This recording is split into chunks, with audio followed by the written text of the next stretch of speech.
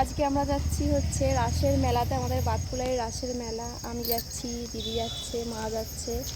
তো আমি এই যে দুর্গাপুজোর একটা জামা পরে নিয়েছি, দুর্গাপুজোতে জামা কিনে দিয়েছিলাম, আগের ব্লগটা তোমরা দেখেছো। তাহলে চলো তোমরা ব্লগটা দেখতে থাকো। আজকে যে ভিডিওটা তোমাদের সাথে শেয়ার করছি সেটা আমাদের বাতকুল্লাতে যে রাসের মেলাটা হয়েছিল তখন বানানো ভিডিও।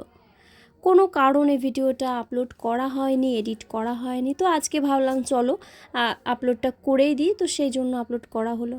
বিশ্বাস করো ভিডিওটা যে করতেই হবে এরম কিছু না। আবার আমার মনে হয় যে প্রত্যেকেরই, আমার মনে হয় এখন সোশ্যাল মিডিয়া, প্রত্যেকের হাতে স্মার্টফোন আছে, আমরা প্রত্যেকেই পারি ভিডিও বানাতে, প্রত্যেকেরই করা উচিত। কারণ অনেকেই পছন্দ করে না, সেটা ভালো কথা। দেখো ভিডিও বানানোর তো নানান ধরন আছে, নানান ভঙ্গি আছে। নর্মাল ভিডিও বানালে আমার মনে হয় না যে কোনো খুব একটা খারাপ কিছু।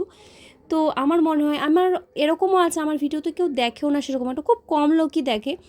কিন্তু আমার পুরনো 2 বছরের যে ভিডিওগুলো মাঝে মধ্যে যখন আমি দেখি, বিশ্বাস করো আমার এত ভালো লাগে যে 2 বছর আগে সে দিনটা হয়তো আমি ফিরে পাবো না, কিন্তু সেই স্মৃতিগুলো আমার জীবনে এখনও, আমি যখন ভিডিওগুলো দেখি আমার সামনে ফুটে ওঠে, আমার ভীষণই ভালো লাগে।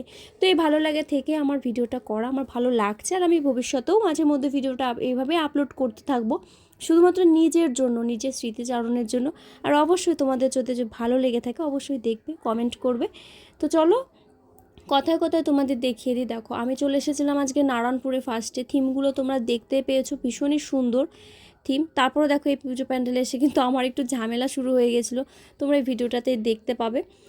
তো অপারেশন সিঁদুর এখানকার থিম করেছিল, এটা দেখতে গিয়ে যত ঝামেলার সৃষ্টি হলো।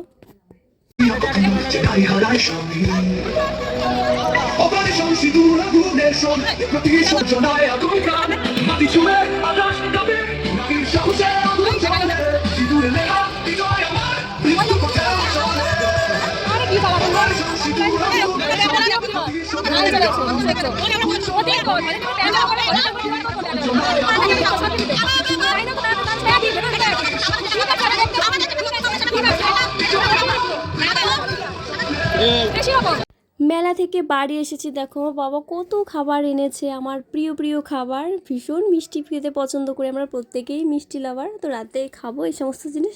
তো চলো টাটা, বাই বাই।